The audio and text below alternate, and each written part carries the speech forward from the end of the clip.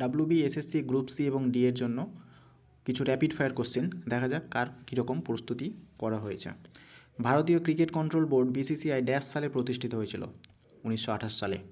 লাভলিনা বোরগোহাইন কোন খেলার সাথে যুক্ত? বক্সিংয়ের সাথে। একটি দাবা বোর্ডে কয়টি সাদা বর্গক্ষেত্র থাকে? 64, 204, 22 না 32? 32টি। শুধু সাদা বর্গক্ষেত্রের কথা বলা হয়েছে। থমাস কাপ নিচের কোন খেলার সাথে যুক্ত? ব্যাডমিন্টন। ওয়াকার কাপ নিচের কোন স্পোর্টসের সাথে যুক্ত? গলফ। হকিতে হলুদ কার্ড বলতে একজন খেলোয়াড়কে ন্যূনতম কত মিনিট খেলার সময়ের জন্য সাময়িক স্থগিতকরণ বোঝায়? 5 মিনিটের জন্য। অলিম্পিক খেলার ভারতের প্রথম ব্যাডমিন্টন পদক কে জিতেছেন? সাইনা নেহওয়াল।